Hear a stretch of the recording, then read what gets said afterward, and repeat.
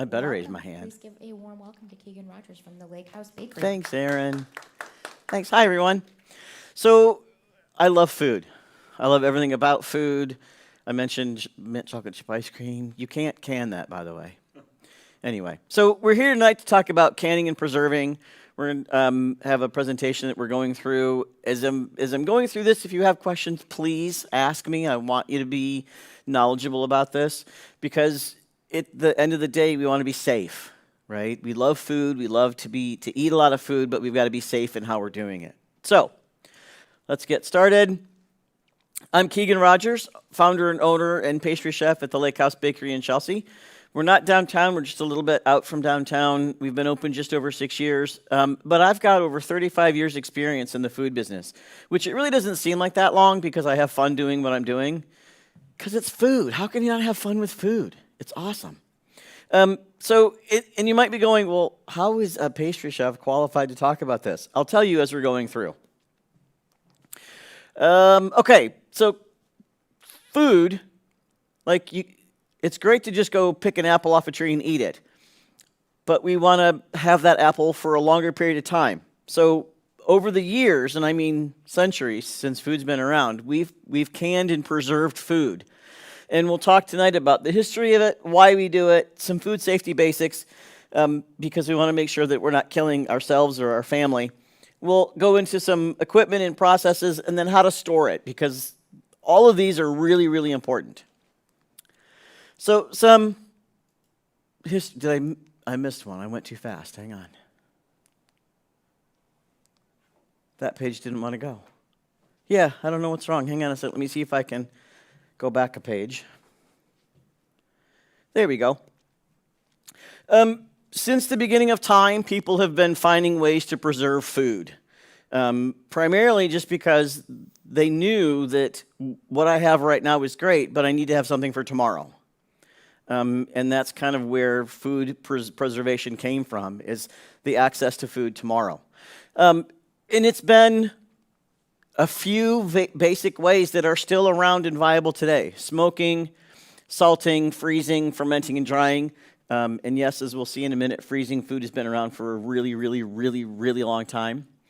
But all of these methods alter the food chemically somehow. They change it, and that's not necessarily a bad thing, but they change it so that it can be preserved. And we'll talk about how that works. The French government asked for and offered a prize for a way to preserve food for the army. And when I say the French government, I mean Napoleon. Napoleon specifically asked for and put out a pretty big prize, I don't remember what it was, for a way to feed his army as it was moving in as fresh a state as possible. Nicholas Appert was the gentleman that did that. He came up with a canning process in 1809, which I found funny that it predates Pasteur's discovery of sterilization by 50 years. I think it's even funnier that the can opener was invented 30 years after the canning process was invented. So I'm not really sure what they did for 30 years with cans, but they figured a way to get them out of the can. Commercially frozen foods have been around since 1929, and yes, Clarence Birdseye, as in Birdseye Frozen Foods, that was his process. Before him, ice houses were used, especially in the upper climes. They would just dig a hole in the snow, put the food in there, cover it back up, and then boom, that was their freezer. Houses in southern climes would actually have an ice box that wasn't very well insulated, but somewhat insulated, and the big giant block of ice would go around. A guy in a wagon with a horse pulling it would have his ice, and you would put it in the ice box, and that's where the term ice box comes from. But commercially frozen food was 1929, so less than 100 years ago, if you think about it. Smoking meat has been around forever. And again, it fundamentally changes the food and what it looks like and how it tastes. Same with fermenting and same with salting. We'll talk a little bit about salting and sugaring because those are two that kind of go hand in hand. but all three of those, smoking, fermenting, and salting, have been around forever. All right, so what exactly is canning? So canning is a process where you hermetically seal the food in something that's semi-permanent, because you don't want to, you want to get it out eventually, to add shelf life to it. That's why we do it. That's the entire reason. So smoking, salting, fermenting does the same thing, and it's for varying periods of time. Smoked meat, think of smoked ham. It will last longer than a ham, but if you then can that smoked ham, it will last even longer. So all of those other processes are individual and they work just fine, but they don't have the shelf life that canning does. And there's a reason for that. The reason is that the canning process kills all the microbacteria that are in the food so that it's sealed and it's preserved for up to, depending on the food, 5 years. And this includes not just glass that we get, you think home canning, but the actual canned goods that you go to the grocery store and get. When you go to the store and you see the label, it'll have a shelf life on there or best by date. And that's typically 3 to 5 years in the future, depending on the type of food that it is. And we're going to talk a lot about the different types of foods. The food that goes in it can be fresh or processed. And we'll go into what processed food means in a minute, but just literally anything can be canned. I'm trying to think, probably not chocolate mousse, but you'd want to eat that right away anyway, because it's chocolate. All right, so some basic food safety. And I really want to emphasize this. Food safety is crucial with canning and preserving, because botulism is 100% lethal. Like, you will die if you get botulism if you're not properly treated. And you might not recognize that it's botulism because it mimics other symptoms, and like the flu. So botulism is extremely dangerous, and it is extremely easy to happen if you're not canning properly. And I want to emphasize the food safety on this. You don't want to get anybody sick. Food poisoning is bad enough. Anybody had food poisoning? It is not fun. Botulism is lethal, so you have to be very, very careful with your food preservations and your food safety. So first thing is, when you're following a recipe for canning and preserving at home, follow the recipe. This is one of the few times in cooking that is absolutely crucial that you follow the recipe. In baking and pastry, you have to, or it won't come out. But with cooking, you can kind of get creative and play with things and add some spices and add some things. When you're canning, you cannot do that. You must follow the formula. It's designed to be canned, and there's the steps and processes that we'll go over here in a little bit are really what are going to keep you the safest. And that's why I'm emphasizing that so much. You have to know what you're canning. And I don't just mean beans versus corn. I mean what type of food. And again, I'll go into the types of food in a second.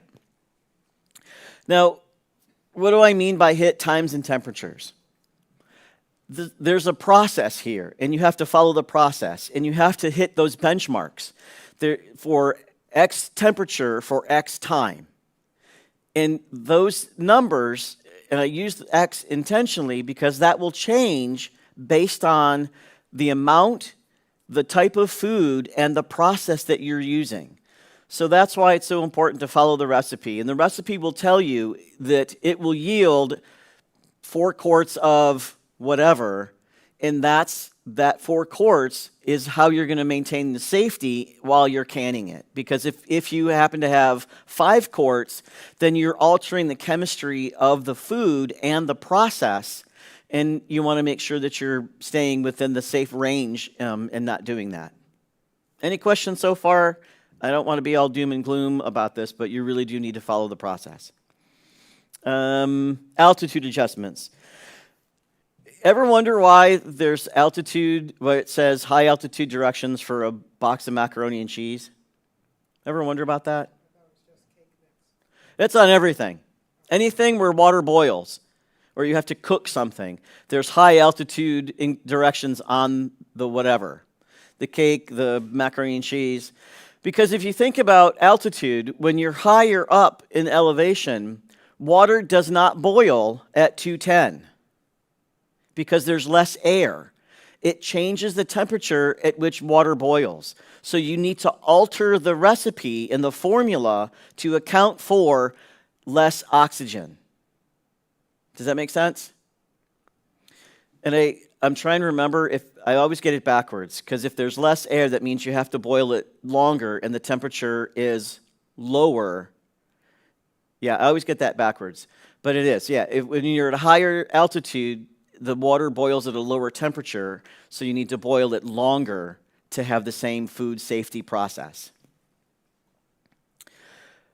All right, so next we've got processed foods must be cooked thoroughly. Now, what do I mean by processed foods?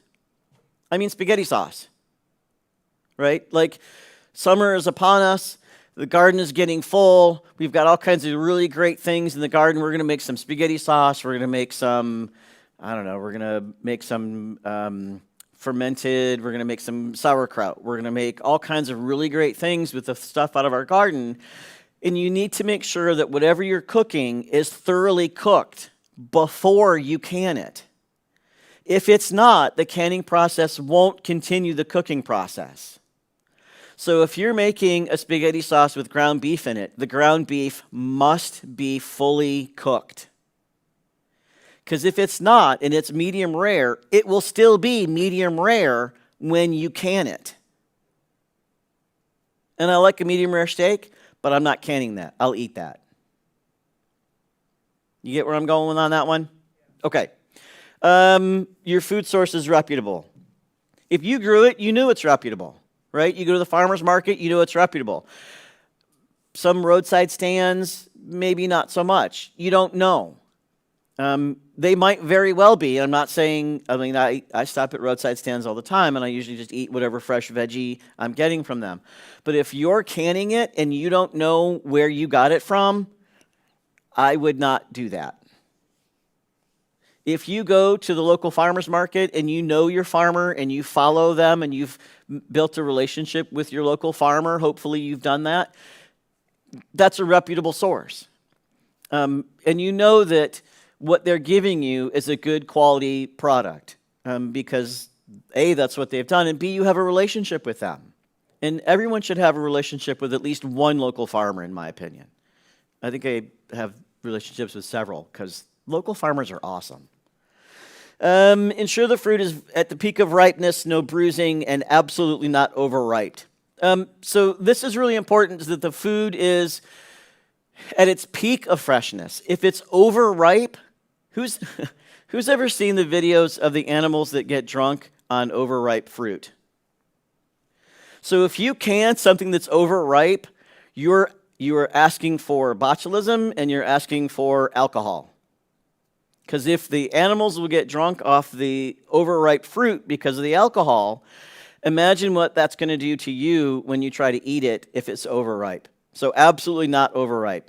And bruised and blemish is an opportunity because it's an opportunity for more bacterial growth because it's not, the cell structure has broken down and it's been damaged.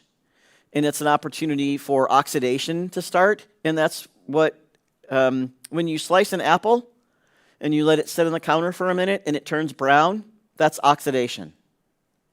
And if the fruit is oxidized as you're canning it, the canning process won't stop that process.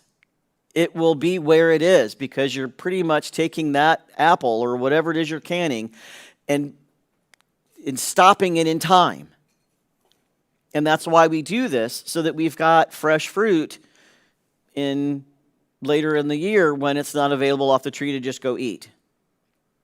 Does that make sense? And why it needs to be the peak of freshness and from a reputable source? All right, great. So, what can you can? And I just think that's a fun sentence to say, what can you can? And honestly, anything.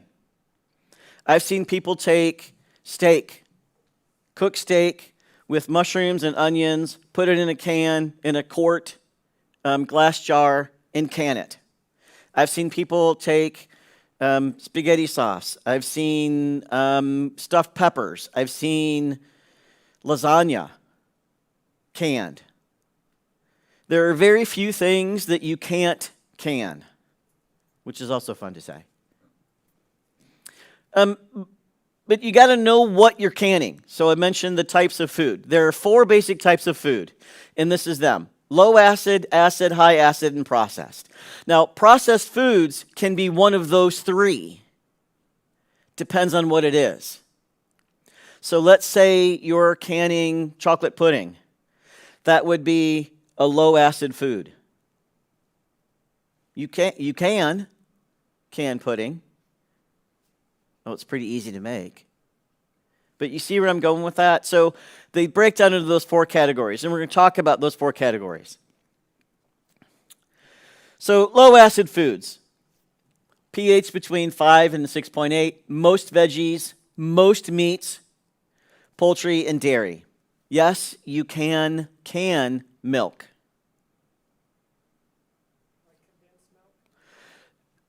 Yeah, condensed milk, whole milk, skim, heavy cream. It can, because condensed milk, you're boiling it to boil out the moisture, so it's condensed. But you could take a gallon of milk, pour it into a gallon glass jar, lid it, and process it as canned milk. Absolutely. And it will extend the shelf life because you're canned it. A couple things you got to do to make sure that it stays safe to do that, but yeah. And this is typically when I'm talking about meat and veg in its raw state. So imagine raw lamb chops, raw shrimp, imagine raw chicken breast. Although those you could also freeze if you have access to a freezer. But let's say you're going on a hiking trip somewhere and you're going to Alaska and there's no electricity where you're going. You could can all of your food beforehand and then have it on your month-long trip in the middle of nowhere, Alaska. You could totally do that. Just don't forget to take a can opener.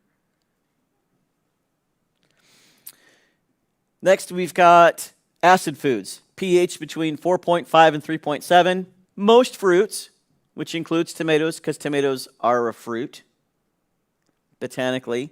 Legally, they're a vegetable, of course. They do need citric acid. Sauerkraut, fermented foods, and foods with acid added. So what would a food with acid added be? Apples, because you add an acid, like lemon juice, to stop the oxidation. So when you're slicing your apple, or you're making, let's can some apple pie filling. Why not? You could totally do that. And that would be food with acid added. Sauerkraut, it's a fermented food, of course. So anything in that range. So think kimchi, think pickles, think pickled okra, pickled eggs, pickled asparagus, pickled bologna. Pickled beets, anything you want to pickle. That's a processed food that you would then be canning. And you see the difference? So pickling something is not the same as canning it. Yeah? What about foods that are preserved in honey? Honey is a separate entity all on its own. Because of the properties of honey, you can still can it, and extend the shelf life, but you don't necessarily need to go through the canning process. I'm not as familiar with it because it's a much older process. Honey is antimicrobial, antibacterial. It's also an anaerobic environment because there's no air in there because of the viscosity of honey. So I would have to do a little bit more research, but my guess is that you could still do the same canning process with it. But I also know that there was a shipwreck found about 8-10 years ago that there were casks of honey in the shipwreck. They brought them up, and the seal was still intact. They broke the seal, and the honey was still fine after, I want to say, several thousand years. Yeah. They tested it under a microscope, looked at it, and said, yeah, it's good. And it was still good. So, again, honey would be a different process. The issue would be making sure that the seal on whatever you're doing, because, again, the casks were sealed with wax, and that preserved it. So you would still have to go through some sort of canning process. I think we covered that one. All right, high acid foods.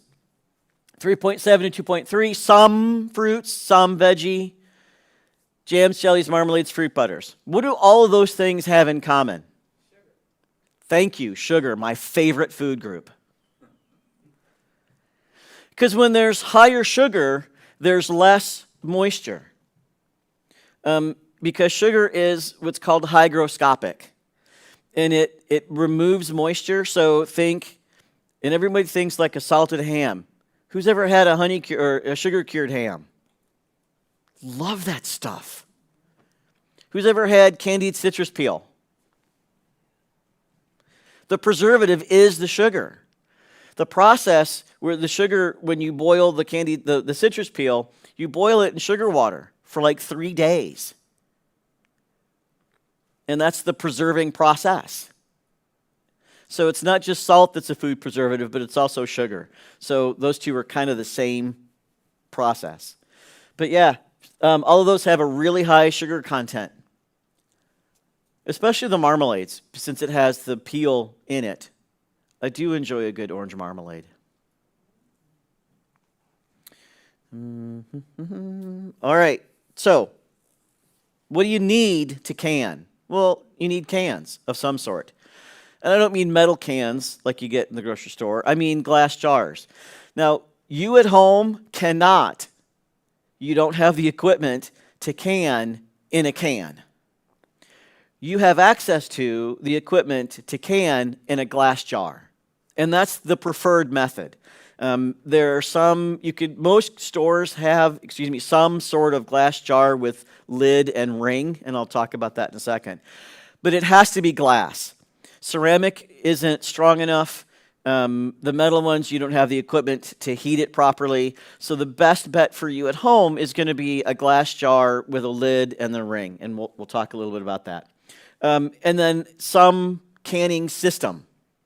There's 2 basic canning processes that are approved by the USDA for home canning, and that's a water bath or a pressure canner. And we'll talk a little bit about those. Actually, I think we should do it now because I don't think I have it later. So the water bath system is fairly straightforward. You have your food, whatever it happens to be. You followed the recipe and you have it in the glass jar. You have it lidded and ringed, and you boil it in a water bath for X time. The water does have to come to a boil, and you do have to hit the length of time. And the length of time is going to vary based on how big it is. If you're canning 8-ounce jars, it's going to be a different time than if you're canning a gallon jar. And that's where the formula and the recipe really comes into play. So a pressure canner, and that's what this is. This is the top to a pressure canner. It's similar to a water bath, but it has a lid on it. You can only put so many in because it's a pretty big stock pot, essentially, that has an insert that has feet on it. And you put the jars on that. Then you fill it with some water, not a whole lot, but some. Put the lid on it and create an airtight seal so that as you're boiling that little bit of water in there, it creates pressure and steam that then does the cooking for you. Because steam, believe it or not, is incredibly powerful stuff. It moves locomotives. It's also fairly dangerous for burns, so be careful with steam. But steam and water, they'll do the same thing. So, and there's your recipe should have different processes, whether it's water bath canning or a pressure canner. It should say. If it doesn't, just go with whatever one it says. So if it doesn't have both on there, just follow the one that it has on there. All right. So the basic overview for acid or high acid foods. For fruit, veggies, and raw foods, it's a 15-step process. If it's prepared foods, it's an 8-step process. Although honestly, the other steps you did in the preparation of the food, if you think about it. Basic steps are the same for either one, and the water must boil. It must, it must, it must. And again, you'd have to adjust the time based on where you are in terms of sea level. And here is the fruit veg raw process. You select the fruit from a reputable source. You make sure it has no blemishes. You make sure that it's not overripe, that it's at the peak of ripeness. You sort it based on size and either color or skin appearance. You wash it, you peel it, core it, pit it, depending on whatever it is. You blanch it. Now, who knows what blanch means? You shock it in boiling water for a minute and then immediately put it in cold water to stop the cooking process. Then, whatever you're going to do, so this is assuming you're going with raw food. So like you're going to do carrots. You don't want cooked carrots because you want it as fresh as possible. So the blanching process helps make sure that there's no bacteria on the food itself. You fill your jar. You add your brine or syrup, depending on whatever it is that you're filling it with.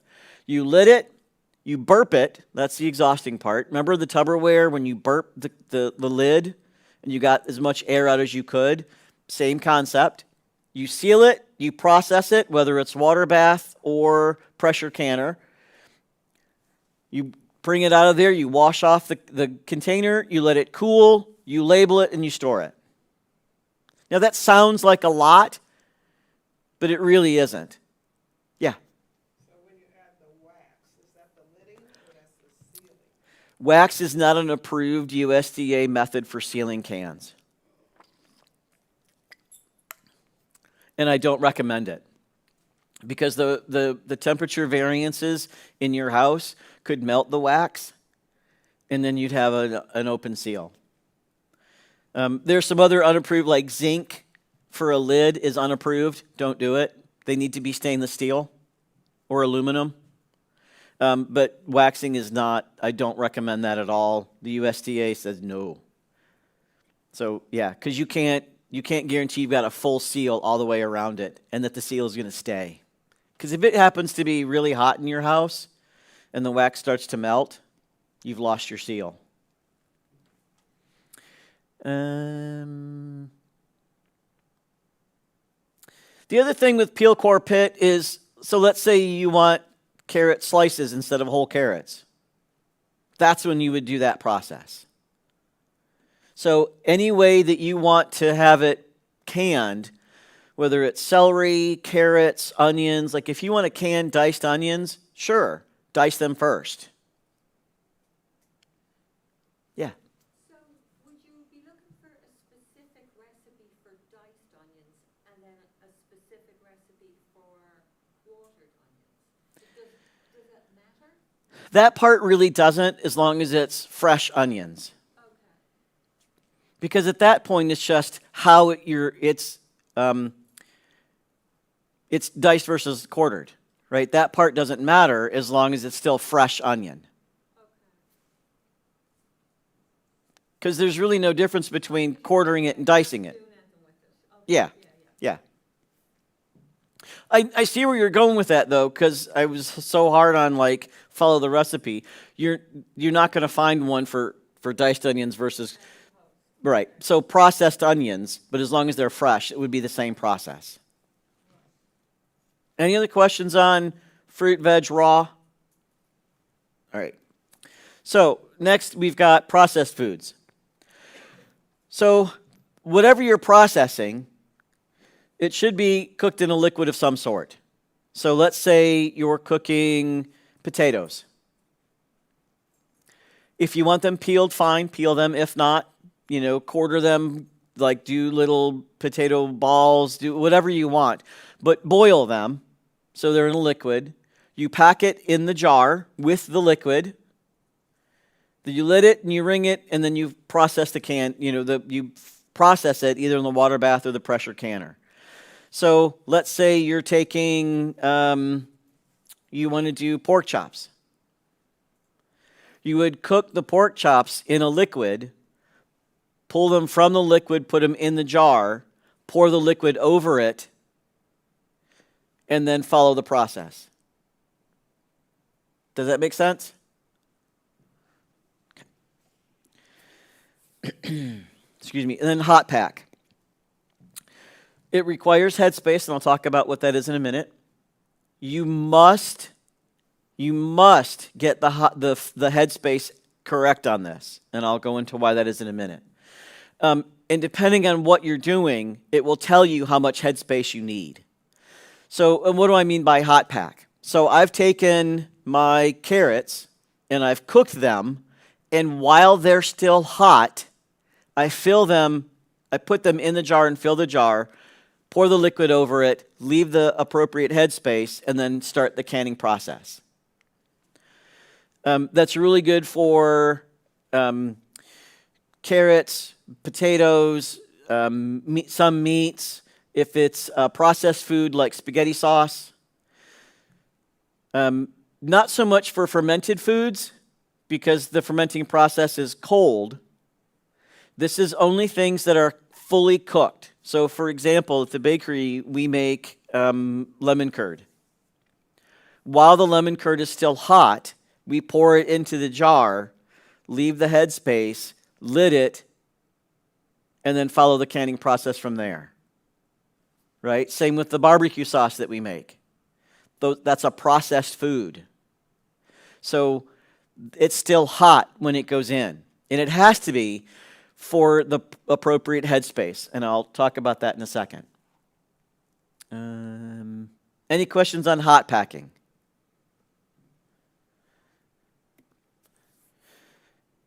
Raw packing. So it's prepared, chopped, sliced, diced, minced, however, grated, whatever, placed directly in the jar as much as you can possibly fit in the jar, tightly packed. You don't want any air bubbles, and this is where that exhausting burping comes from. And the best way to do that is pouring the boiling liquid over it, because if, let's say you've got your quart jar and you want to raw pack some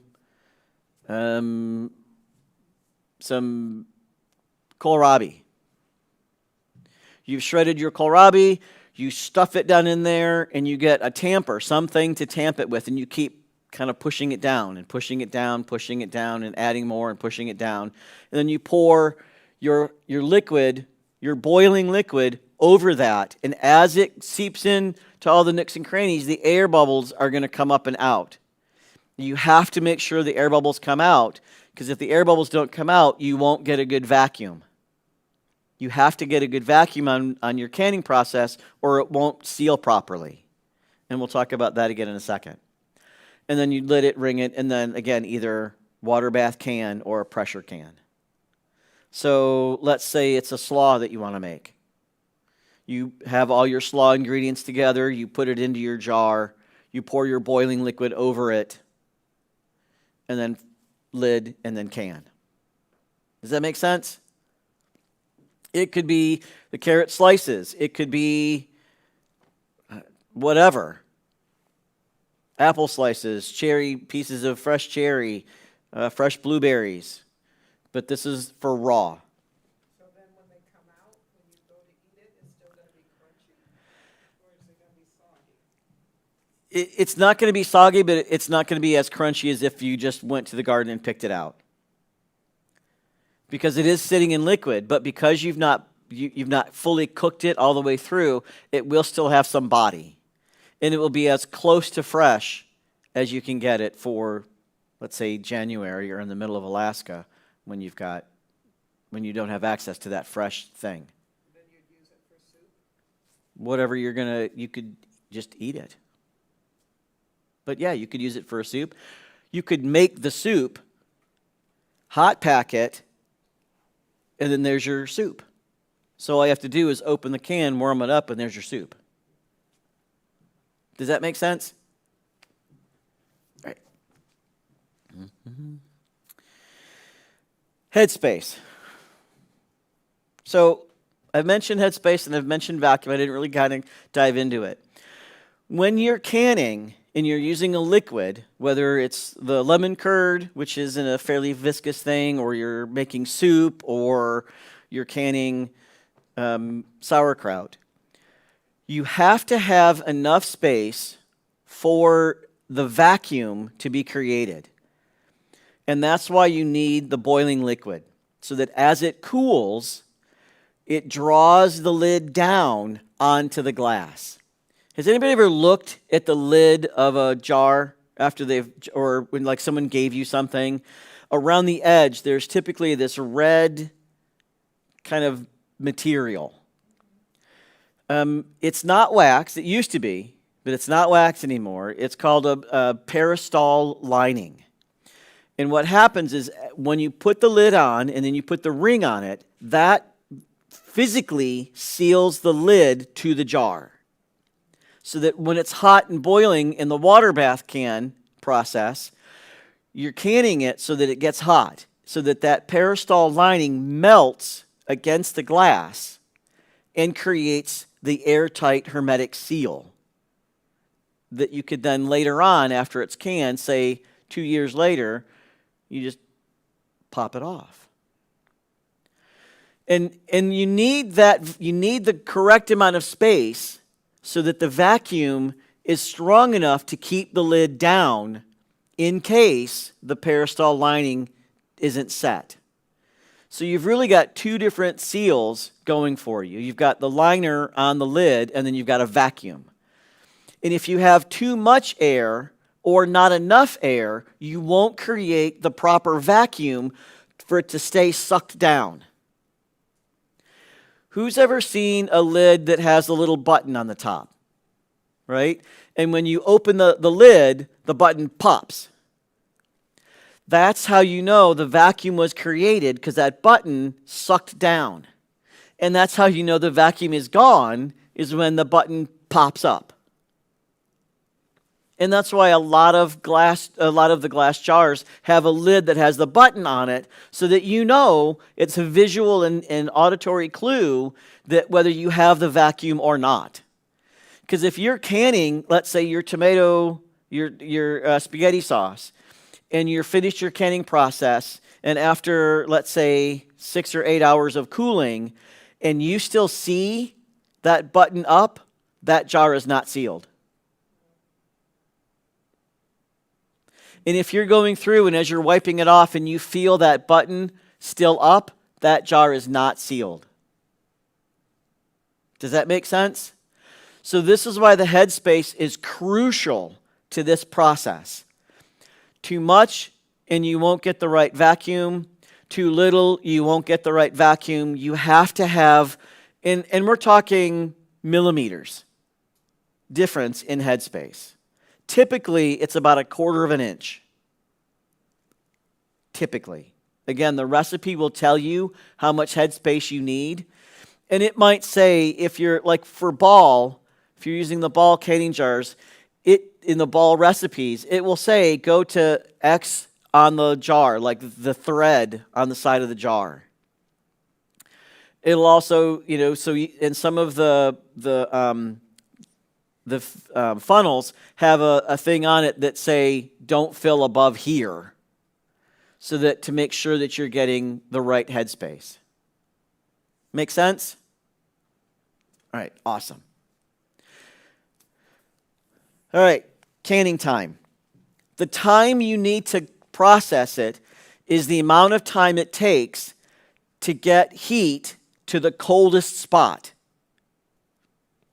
And again, that's going to vary, because if you've got an 8-ounce container that you're canning versus a gallon, that time is going to be different. But you have to get it where the coldest spot, which is generally going to be the middle, that spot has to get above the temperature that you need it to, which is generally going to be 175 degrees. So the rest of it has to get hotter, so at least that spot hits the temperature you need for the time that you need it to. Because remember Louis Pasteur, he figured out sterilization and pasteurization. That process is X temperature over X time. Who's ever heard of ultra high temperature pasteurization? So standard pasteurization is boiling for about 1.5 to 2 minutes. Ultra high temperature is 250 degrees for 3 seconds. So what they've done is they've taken a higher temperature for a shorter period of time versus a lower temperature for a longer period of time. So that allows them to process things faster. Generally, you're not going to be able to do the ultra high temperature process because you don't have the equipment to get that coldest spot hot enough, fast enough, so that it's safe. For the most part, we're talking boiling for about, and again, this depends totally on the recipe, 10 minutes. And that's a complete ballpark. But that's a pretty good ballpark. Size and composition of jar matter. The canning liquid used matters. Because if you're canning spaghetti sauce, which is more thick and viscous than, say, chicken soup, right? Because the broth is a lot thinner and will cook faster and heat up faster than the spaghetti sauce will. So that's why you also need to be aware of the type of food that you're canning so that you can kind of understand the chemistry and the safety of what's going on. The process matters. And then again, make adjustments for altitude. Any questions on the time that you need to can and what that's all about?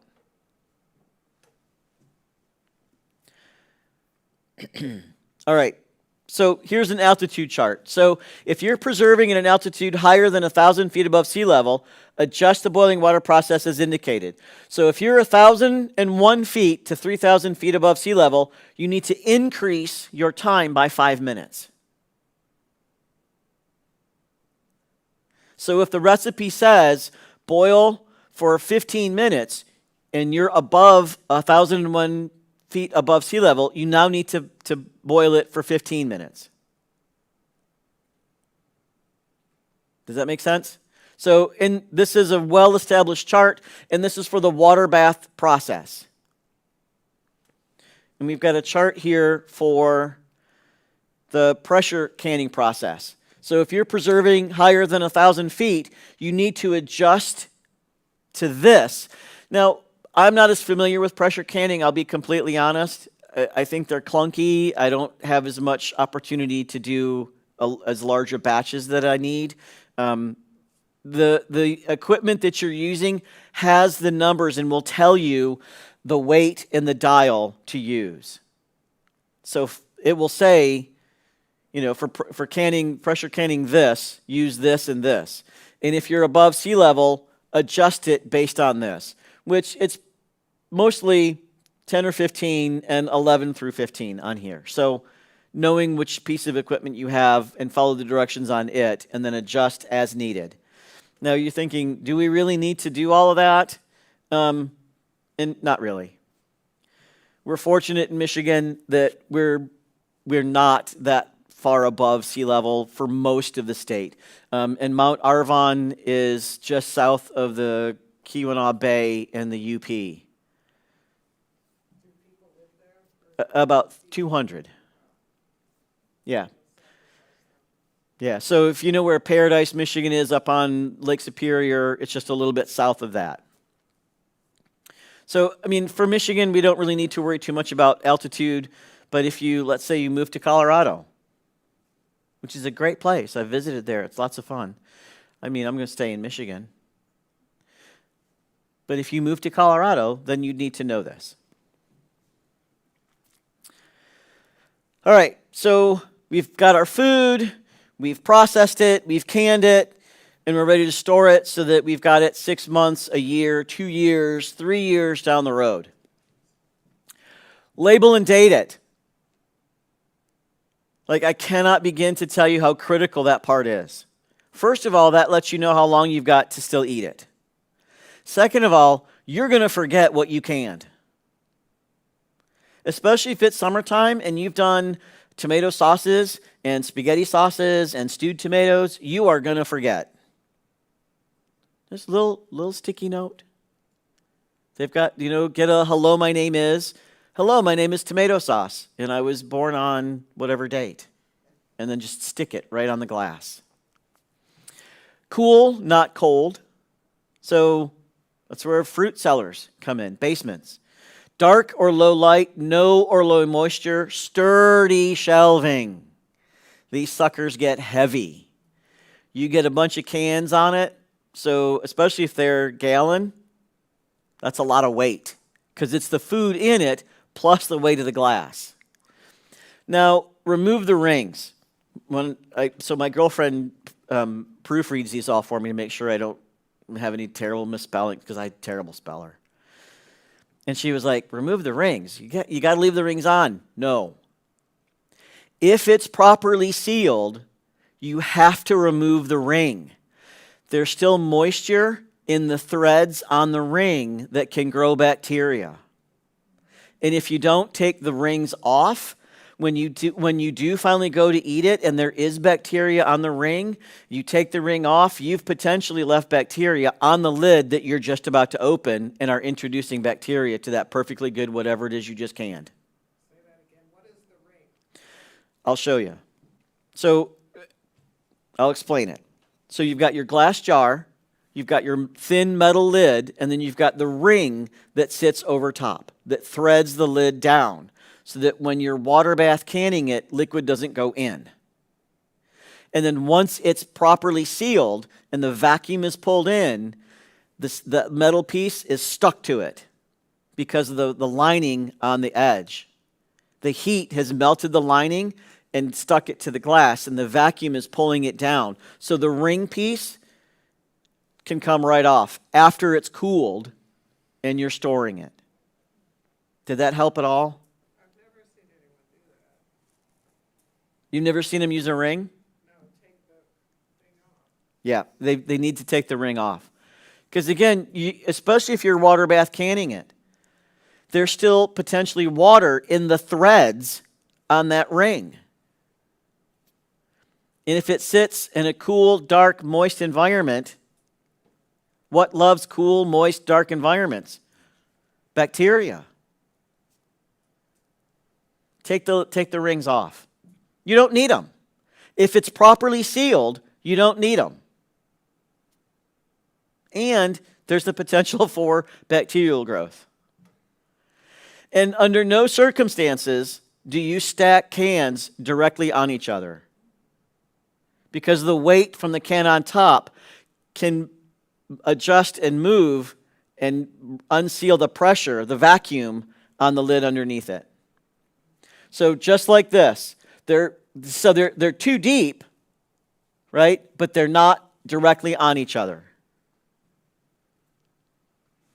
And I almost didn't use this picture because he has the rings on it, but I did want to show you don't stack. Any questions on storing?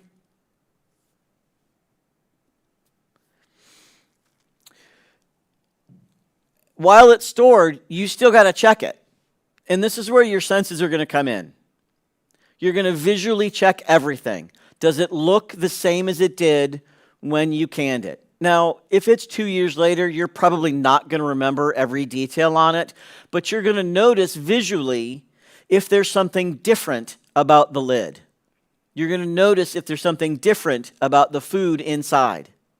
If you notice visually looking at the glass jar that there's some bubbles in there, no. You might also notice visually that there might be some mold growth inside. That tells you it was not properly sealed.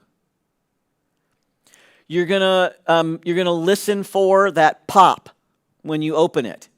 And when you're opening it, again, because it's a thin piece of metal, you're going to get a can opener and pry it up. So first of all, there's your touch, right? It should be fairly significant effort to pull that up. And you should also hear kind of a as you lift it up, because that tells you the vacuum is going away. And then your nose check. If it smells off or funny in any way, probably not. So this is a really clear example of a visual check. So this doesn't have the button in the middle that I was talking about, but you can clearly see where it's buckled on the lid. So that tells us that it was either too much pressure or what's inside is fermented and spoiled and gas is trying to escape, so it's pushed the lid up. If you see that, do not, under any circumstances, consume whatever is in it. Because more than likely, the bacterial growth that's in there is botulism. That is the single most common bacterial growth for canning ever. And again, botulism, it will kill you. So don't do that. So if you have cans like that, what do you do with them? First of all, don't eat it. Throw it away. You can reuse the can. You'd have to sterilize it, which means you need to boil it for 30 minutes. Then you need to wear some thick rubber gloves, use a bleach solution to clean the area that you were working in. 1 part bleach to 5 parts water is the safe USDA approved ratio. You'll spray it and clean it and let it sit for 30 minutes. So this is not something that you need to go buy some really special heavy duty bleach wipe. And actually I don't recommend those, because you really just need a paper towel, a little bit of bleach, and some water. When you clean the surface of where you were throwing away and disposing of the food, just wipe it down and then don't do anything with that area for 30 minutes. Because a lot of times people will wipe something off and then go right back over it with a paper towel to dry it. Don't do that. When you're normal everyday stuff, sure. But if you're cleaning up this, don't. And paper towels. Don't ever use a cloth towel. You shouldn't be using cloth towels in the kitchen anyway, because there's a great chance for cross-contamination for a variety of things, not just bacteria, but allergens. So it should always be paper towels. And if you have to use like a regular towel, then make sure that you're not like using something to clean off chicken and then wiping where your vegetable was. Like don't do that. Yeah.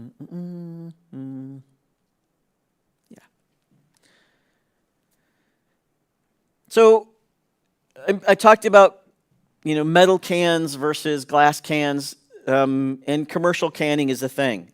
We at the Lakehouse Bakery are licensed to can a variety of items. I mentioned our lemon curd, our lime curd, our barbecue sauce, chocolate merlot sauce, salted caramel sauce, and our mango chai chutney. And to do that, because I'm a commercial kitchen, I did have to go through some additional training and licensing to get that done. That process took 18 months. While the process itself and the inspections were free, the trainings that I had to go through to make that happen weren't. So the first one is, of course, ServSafe. And most food handlers should be minimally ServSafe certified.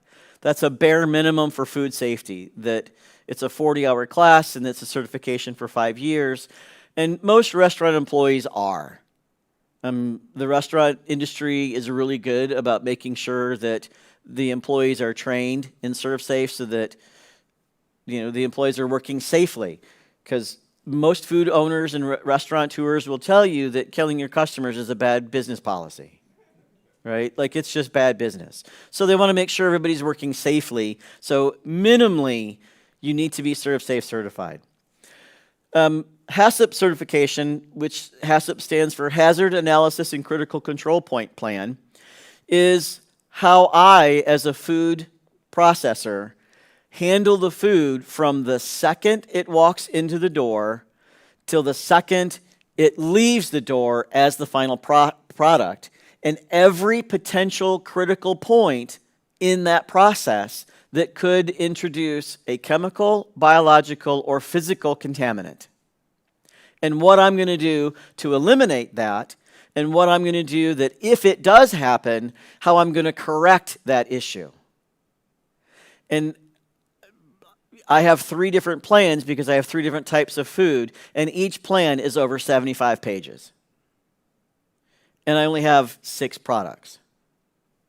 So imagine a much larger producer and the safety protocols that they have to go through.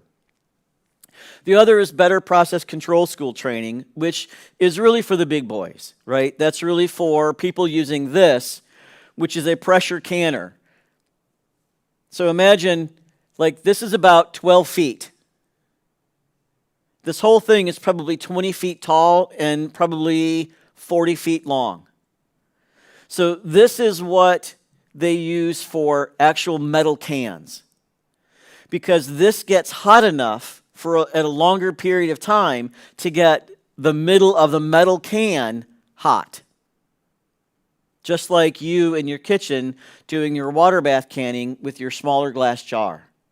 It's the same process, just on a much greater scale, because they're doing more of it, right? So when you go to the grocery store, you see the rows and rows and rows of canned goods on the shelf. That's what they're going into. And because this equipment is specifically designed to hit those temperatures and times as necessary because it's a metal can. Imagine trying to boil metal in your home. Like, no way. It would never happen. So this is just a glimpse of what food processors who do canning go into to get on the grocery store shelves. Any questions on this process?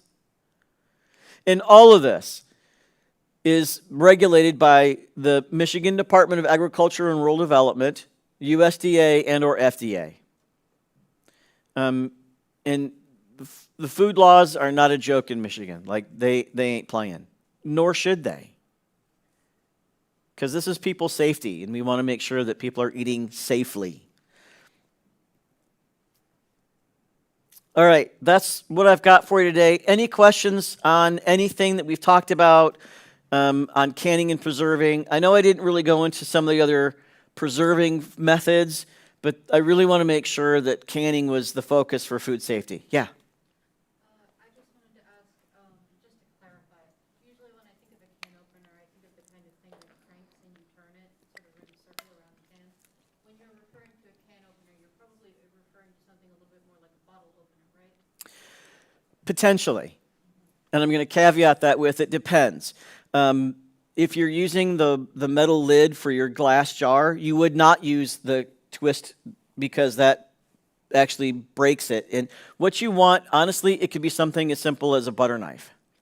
You just want something to get on the lid to crack that seal, to break that vacuum when you've got your glass jar with your lid on it.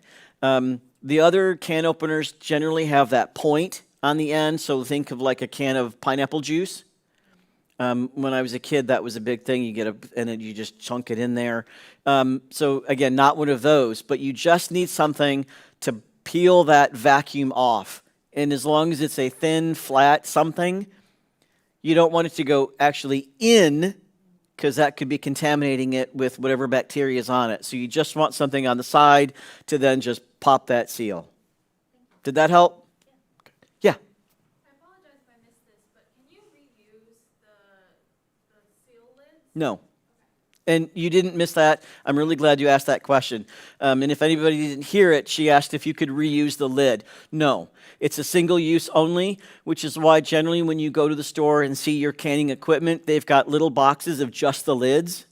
Because once it's used, that peristyle lining, that little red thing around the side, it's a one-shot deal. So once you've broken that lid again, you've also altered the edge as you've popped it open, and it won't ever get that seal back on the side again. So you cannot reuse those. The glass, absolutely. Now, if the glass, let's say you've made your spaghetti sauce, and a year and a half later you opened your jar of spaghetti sauce and you ate it and sanitize it and reuse it, you don't have to go through that process, that 30-minute boiling process. That's only if the contents were contaminated in any way. So if you're going to reuse it, absolutely. That's why we love glass jars.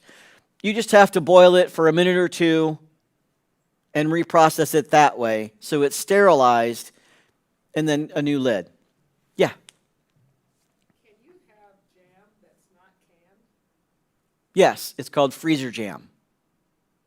It's a completely different process for making it, and it doesn't have quite as much sugar. And generally, you don't even need to put it in a glass jar. I've seen it in just like Tupperware, freezerware. You can put it, you make it. And again, the recipes will say how to make freezer jam specifically, but it has a much lower sugar content, which is why some people like it, because it doesn't have as much sugar. So, I know you can't really answer this, but I'm thinking, my sister gave me a jar of blueberry jam. But now I'm thinking, it just had a white lid, and it didn't have like a lid and a ring. So now I'm thinking it was just in a jar and it wasn't actually canned. Without actually seeing it when you got it and how it looked then, I really can't answer that. It's possible that it was, and you just didn't connect that it was, but it's also possible it wasn't. If it wasn't, as long as it's been in the refrigerator this whole time, it should be okay. Again, because it's a jam, it would have a higher sugar content, so the bacterial growth is going to be less, but maybe not completely eliminated. And I think she might be speaking of is sometimes people don't want to go through the processing part, so they'll just cook the blueberries, make a jam, stick it in jars, and then you're supposed to keep it in your refrigerator and use it in a fairly short time. Yeah. But maybe she doesn't process hers, so the question would be is how do you process it? Like for pancakes. Yeah, and he's absolutely right, because that would be taking a prepared food, the blueberry pie filling, the blueberry jam, the blueberry whatever, and then just giving it to you to eat. That should be consumed, if kept in the refrigerator. Food safety tells us 7 days. Anything left in your refrigerator after 7 days, with some notable exceptions, condiments, for example, right? Like ketchup's in there forever. Mustard, pickle relish. But what do those three things have in, well, the ketchup and the pickle relish, what do those two have in common? Sugar. And what about the mustard? What does that have? Vinegar. Lots of acid. So condiments that's a separate kind of entity, which is why most people don't make their own. Don't make your own mayonnaise. I don't recommend it unless you're going to eat it right then. Yeah. Oh, sorry. Yeah. I thought there was something behind me. I actually wanted to ask you, I know that there are a lot of sort of like basic, simple sauerkraut and so on. What if I wanted to do something as small as adding garlic? Would I need to look up an entirely new recipe, or can I basically just buy it? Nope, sauerkraut is sauerkraut. However you want to throw it together, whatever kimchi recipe you want to make, as long as you're following the canning process for that item, it should be fine. It's like we talked about the difference between diced onions and quartered onions. That's not going to be a big issue. If you're changing the fundamental structure of whatever it is, like if you're reducing the acid, or you're adding some sugar, or you're totally changing the pH. Really is what, if you noticed, I had that on there, is the big gauge on that. If that's what's changing, then you'd need a new process. But if you're going to be within that range still, you're going to be fine. Now, you don't have to go out and buy a pH meter, but they're like $20 on Amazon. Thank you. Yeah. Oh, I saw another question. Right. I mean, yeah, so if you're going to do this and you want a pH meter, is not that expensive. You do need to familiarize yourself with the process and how to calibrate it and make sure that it's functioning properly. It's not necessary as long as you follow the recipe. Yeah. So, where are you getting your recipes? If you want a good, reputable recipe, I'm Yeah. guessing, is it the makers of the jars? Is it like cookbooks? Yes. Yeah. Unfortunately, the library here has a really extensive collection of cookbooks that are specifically designed for canning. And they'll say, like, the Blue Chair Jam Cookbook, right, is specifically for jams. That's not canning the jams, right? That's just making the jams and jellies. You'd want something that does both. And these are some resources that you can go to. And honestly, the National Center for Home Food Preservation is a phenomenal resource. Ball does have its own cookbook. The Ball Canning Company does have its own. And then Michigan State Extension. I know we're standing right square in the middle of U of M country, but Michigan State started as an agricultural college back in the day. That's what it was. It was all about food. It still kind of is, right? The Michigan State Product Center is the one that the Department of Agriculture sends food entrepreneurs to start their food business. And then the USDA. And the top two, the USDA and the Preservation Center, those are free. And the Ball Canning recipe book is also free from the library here. You can just look it up and catalog, and there you go. Michigan State, if you're going to be a food entrepreneur, that is a complete separate conversation. That this is just for getting green beans out of your garden and canning them so you can have them in January. That's what this is all about. If you want to be a food entrepreneur, I actually consult and do that because, again, I have the licensing and I've done that. I'm helping other food entrepreneurs do that. And that's a completely that's not even another animal. That's a whole other stratosphere. Like, it's completely separate. Yep. Any other questions? Awesome. Thank you so much for coming tonight. I appreciate it. Have a great evening and enjoy your